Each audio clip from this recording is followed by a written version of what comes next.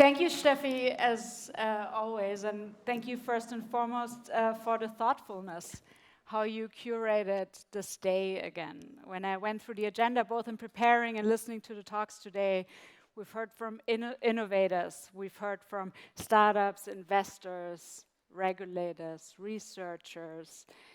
And I think what's missing, and missing at the core, since we're talking today about circularity, is actually the core of industry as it stands today and where it needs to head going forward.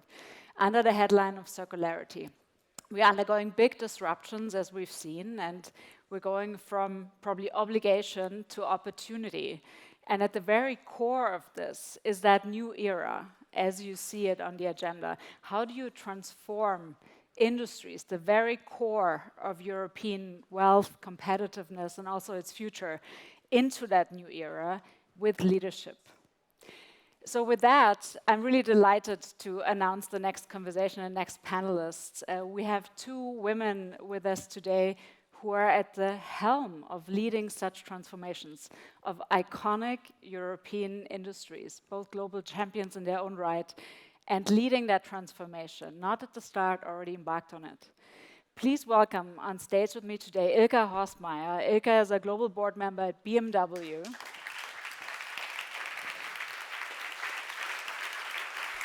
Thank you. And please welcome on stage with me Melanie Maas-Brunner, also a global board member at BASF.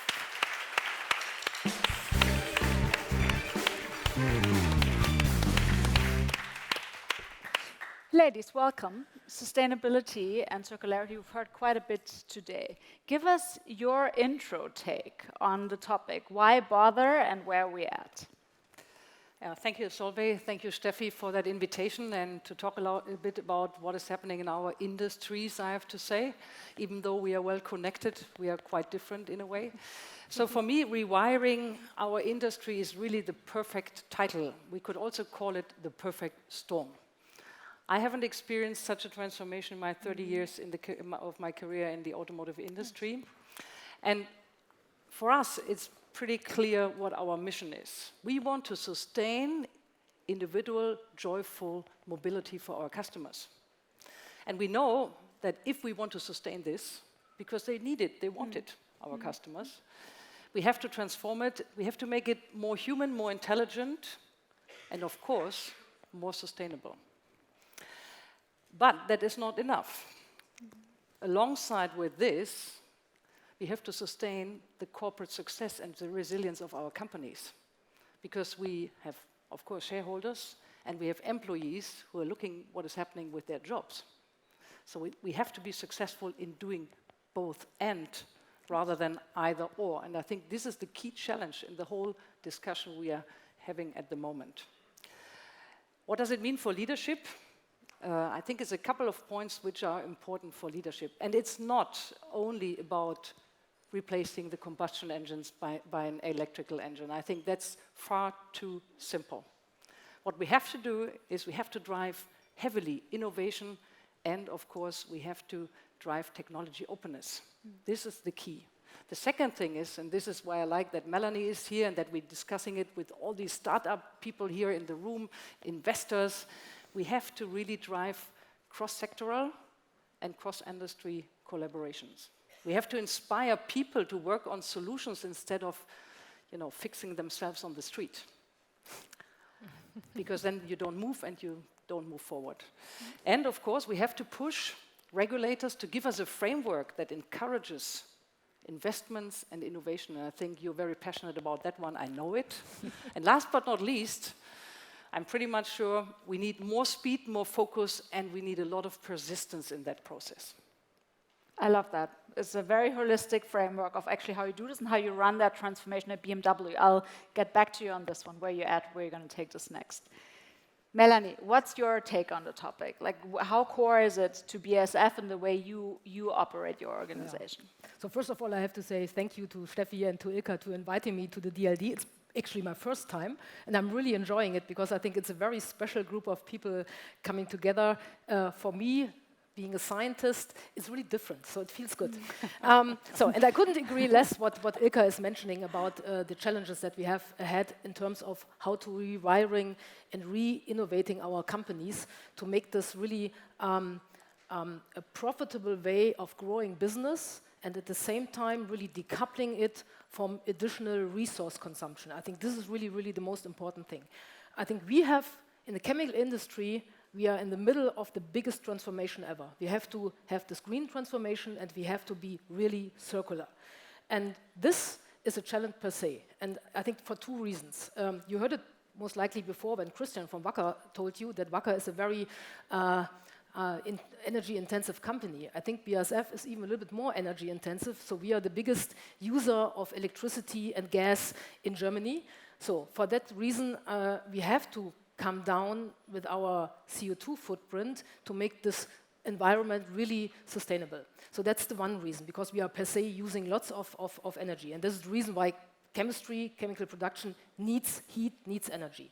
So, but there's another reason, and this is also why I like to sit together here on stage with Ilka. The chemical industry is really the core industry for many, many other things that are happening in Germany. So we are producing basically the building blocks for the construction industry, for the personal care industry, and as well for the automotive industry. The better we are in reducing our CO2 footprint of our products, and by the way, we are selling 45,000 products, so the better our customers, the automotive industry, is able to be sustainable. And I think that's something we have to manage jointly, and that's why also the times how companies are interacting really has to change. That's nothing the chemical industry can do on its own. It's nothing the automotive industry can do on its own. We have to do it in partnerships. We have to think about clever business models, how to tackle this. And with this comes the big challenge, how do we take our people along? Because there are people in the chemical industry, BASF is more than 150 years old, they are very traditional. They are maybe not so used in new enabling technologies that we need for being greener, that we need for being more circular, and we have to upskill them. So that's also a big task, because I have also the role of being responsible for all the German people, and that's more than 50,000. And I think this is the task for the next years to come. And speed is of high urgency. And you heard before, the speed is not within the framework setting of politicians. They are not supporting that we have to do things quicker to save the planet. And I think that's something, especially here in Germany, especially in Europe, we have to do better. I keep it for that.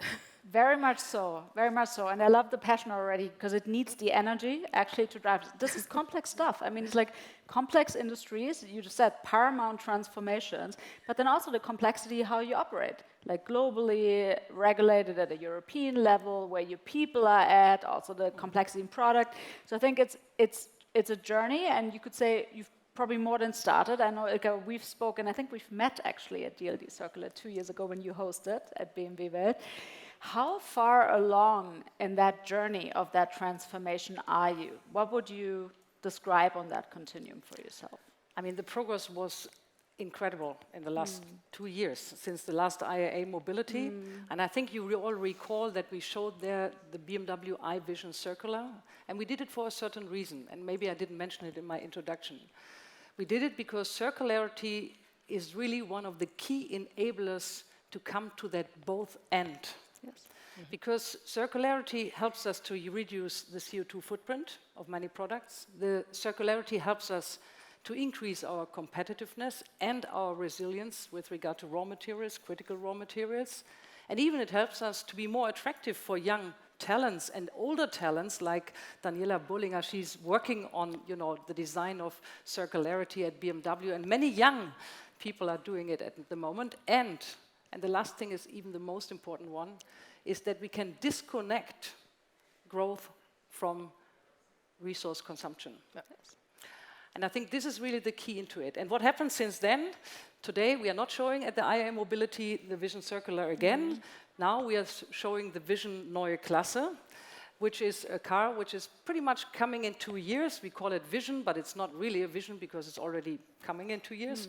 And we incorporate a lot of what we showed in the Vision iVision Circular into it, combined with, of course, a lot of digital emotional experiences in the car, and of course fully electric and being able to do hydrogen in the future as well. So that's one thing. In the meantime, our fleet of products, I mean, the battery electric vehicles have increased at BMW a lot, and we are really heading towards a 50% share of battery electric vehicles at BMW. And of course, as I told you last time when we were here at the DLD 2 years ago, we set clear targets and we are measurable. We don't want just to say, okay, we want to be carbon neutral in 2050 when nobody is still there. We want to have precise targets. We are part of the Science Based Targets Initiative, and we set the targets for 20, 30, 40% reduction of our CO2 footprint for each and every car until 2030, and we're measuring it every year. So the progress is there, but I can tell you, it's a hell of a lot of work. And we need passionate people who really want to do this job. And I'm very happy that we see so many people still, even in the Gen Z, because we had that discussion yesterday with Amanda Edelman, who want to work on solutions because they believe in mobility and they want to transform it. Very well, and so important indeed. And I think that like cross-generational, cross-sectoral is exactly what makes that kind of fora so productive, because you actually solve problems in these settings. Melanie, how do you view this? You see more industries cutting across, which I find the combination I find fascinating, because both you collaborate intensively, yet you are almost the input factor to everything, like you said before. I mean, it's down to the evening news, right? From productive agriculture to very high-end luxury cars. Like, how do you see that across the industries? How's that evolving, leading, lagging? Who does it best? Any views on that? I think that's a very interesting question. I think first of all, I think we have to say, where are we really within this transformation? Yes. Also your initial question here. I said in the middle. That's maybe a little bit too ambitious. I think there's this German target to be CO2 neutral in 2045. That's something we will surely reach. And Bavaria in 2040, by the way. Bavarians always want to be better. Okay, so we have also a clear target for 2030. And with this, we know about transformation quite well because we have reinvented ourselves for the last 150 years. We started with coal, then we moved to oil, to gas, and now we have to move to renewable energy. And that's basically the crucial point. As also the panel before mentioned, renewable energy is basically the buzzword. So to transform this, we need abundant renewable energy, and that's lagging for the time being. We are piloting a couple of really big new technologies that go away from burning fossils and go to renewable energy.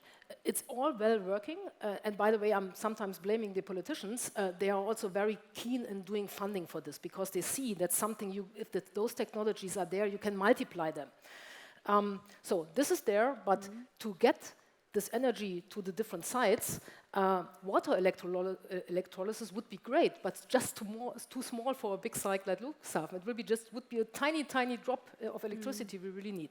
So, and with this, what we can already do right now, we can offer those 45,000 products I mentioned. We can offer already now with a reduced footprint because we are feeding in renewable materials into our production network. And with this, we can allocate, like a grid, this renewable CO2-free, let's say, measurement to certain products. And those products we can sell then to the automotive industry, we can sell to the personal care industry, and we do it already. You can also buy products based on our renewable and CO2-free footprint philosophy. The problem is, this all costs more money. This comes not for free, because innovating it's about higher raw material prices, it's about new technologies that have to be invested, and unfortunately all those heavy investment in the chemical industry, it's all steel and iron and big plants, it's really billions. So we are spending exactly for this journey till 2030, we are spending 4 billion to make this happen. But this also has to be, as mentioned, we have to keep the company and the economy in Germany in some way profitable, because only with this profit we can then refinance new innovation, new ideas to make it then finally, at a certain point in time, 2040, 2045, CO2 neutral. And this balance has to be understood also by the consumers, by the customers. At a certain point in time, you will go to the supermarket, you will decide, do I buy hair wash for a little bit more because it's CO2 neutral, or do I go for the little bit cheaper version, which still carries the burden and is not climate neutral? It's your decision to make it really happen, because our customers are really struggling how to do their pricing models. It's a little bit different, I think, for the automotive industry, because I think you have a little bit more room to innovate around this. I don't know if we have more room to innovate, but of course the biggest CO2 footprint in a car is the battery, and I see a lot of innovations still, coming up that we can improve energy density, we can improve the reduction of raw materials, critical raw materials, get rid of some of the ones, maybe totally.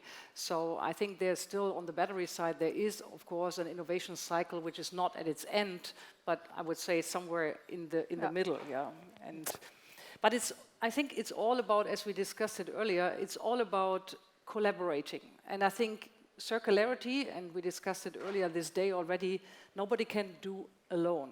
Yes. We are setting up a lot of corporations now and driving really, with the vision circular, driving now really circular economy in many, many ways. I think digitalization is one big enabler. Catena X, I don't know if somebody heard of that. I think it's a way of cooperating between OEMs and suppliers and IT companies to really get transparency in the whole supply chain with regard to the CO2 footprint. And then, of course, on that transparency, we want to reduce the CO2 footprint together in the supply chain. That's one thing. A second thing, and we touched it yesterday evening, and I think it was already mentioned today, we initiated and are the co-founders of the Circular Republic here with the Unternehmertum. We want to bring really together the startup scene with the innovators, because it's not enough to have innovations. We need inventions. We need really things that come to the street. We need to get things being industrialized, hopefully here in Germany, and have production here in Germany, because I truly believe, I'm the head of labor at BMW, 150,000 people worldwide, 100,000 around here in Germany. So I truly believe that industry jobs in Germany are urgently needed to keep our society together, because people want to earn money. They want to live on something. And that's what we are fighting for, and that's the reason why collaboration is important, and that's the reason why I'm happy that we are here today, because we together can really make a big change. May I build on that? Yes. Please. Because you mentioned this keyword startups. For the chemical industry, startups are really essential. But those startups, they have to scale up their ideas, and that's really the problem. A startup scaling up something needs lots of money, needs bureaucracy being done to make it happen, needs a network of academia and industry supporting them. And that's really, I don't see this really coming in Germany. I was very happy to learn about this fusion example in Munich. I think that's best practice, but we need this in a much broader scope for different technologies, because those startups, they have so creative and good ideas. And we need to have them here in Germany to make it attractive to do innovation in Germany. But we need to make their life much easier. Currently, I think it's really painful to start some deep tech startup here.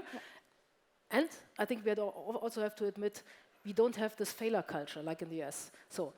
But that's exactly where, industries like yours and your leadership can make such a difference, no? Because this is we in the Circular Republic, for example, exactly, really because that is this. about multiplying your own impact as well. There's so much you can do within, let's say, the remits of your own institution or your own supply chain, if you want to go a bit further, and your own end-to-end until the customer. But then also the ecosystems in which you work, in which you collaborate and innovate, is exactly the multiplier for that kind of impact that then needs to sit in the right environment. But I think that impact multiplication, that's why industry is so important at the core, to also play that role and be that bracket and bridge, if you will, between the extremes, right? Between the extremes where we're not going fast enough, where we're going too far and destroying industry. And I think that moderation role, or that bridging role of industry and relevant industry, I think that's also an important word in this whole equation. I think that's why it's so important on this. So any views, again, on the societal, the ambition you also have to help us lead on that transition? Anything you want to close with? I think it's a huge transformation for our industries. I think that's pretty clear. But what I see is, at the moment, that we have a broader discussion in our society. They are the ones who say, okay, climate change is urgent. I think we all agree on this. And we have to do something against it. And we sacrifice everything to this. At least some people proclaim it. If they do it, I'm sometimes not that sure. On the other side, you have parts in the society that are a little bit tired of all these changes. You know, do you remember what happened the last 3 years? We had COVID, something pretty new for everyone. Yeah, then we had, you know, like supply chain crises. We had the Ukrainian war, a war around the corner of Europe, or in Europe. And people are a little bit frightened. Yeah, they are a little bit tired, frightened, and they don't like to foresee a future that is a pure sacrifice. And this is exactly what happens now with the polarization. Yeah, and people fighting each other in the media, you know, clashing wherever. And I think now companies as us and with all our ecosystems come in and can deliver proof points that, as I said at the beginning, both and is possible. We can deliver solutions, and I can, of course, I have to market that a little bit. You have to go to the IR Mobility, you have to go to the open space, and please look at the BMW Vision Neue Klasse. This is a great proof point that ecological sustainability, social responsibility can all come together and show that the future is just not about sacrifice. Because from my experience, and I've been running transformations in BMW quite a while over these 30 years, people don't like to follow when they don't have a perspective what is coming. And the narrative we need now is not that sacrifice is the future target picture.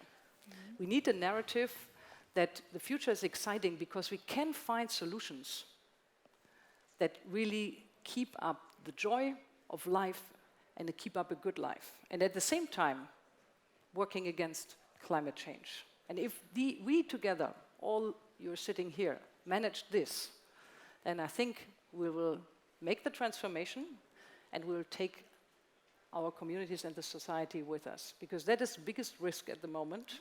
And we see it, Bavarian elections are coming up. We see it in Bavaria already, other parts in Germany as well, that this is now really pulling the society apart. It's a divisive topic for sure. And Edelman Trust Barometer says companies are the last bastion of trust. And Melanie. Yeah, I think the picture looks a little bit different for the chemical industry. I think it's all now really about the right leadership perspective. The chemical industry, the people see that we are really, let's call it in deep shit. High energy cost, market completely down, a little bit different with the automotive industry. Not earning any money in Germany anymore. Still the big task to do this transformation. And people feel it. We are on short-time work in some of our production plants in Germany. This is happening. Corona, we had a little bit, but this is happening now in a steady-state economy. But it's for us not a steady-state economy, because we are so much in the competitive environment of US business, which is highly subsidized by Inflation Reduction Act potential. We are with China companies that have a completely different setting and how they calculate profitability, how they really push their products into the global market. And for this, at the same time, motivating all the people that they really have to be innovative. And I'm so happy. I have 10,000 people working in R&D, and they are really motivated. And that's good, because otherwise it wouldn't change. But we have to bring the same spirit, obviously, also to the production shift workers, to the salespeople that have to discuss with the customers how to reduce their CO2 footprint. And I think this is really a leadership task, so that we make them believe and that they really trust. Because I think the chemical industry, I have to say, lost a little bit the trust, and we have to regain it. And that's the big task of the next couple of quarters to come, and I hope that we overcome this also with a better market momentum, and hopefully a very strong automotive industry where we can sell lots of product into. you see, I mean, our industries are different, the challenges are a bit different, but we are united in the fact that we are not doing this because it's easy. Yeah. We are doing this because it's hard, and it's about our future. We need you to be successful. Thank you for that panel and for that energy and for hopefully leading the way in Europe for us. Thank you.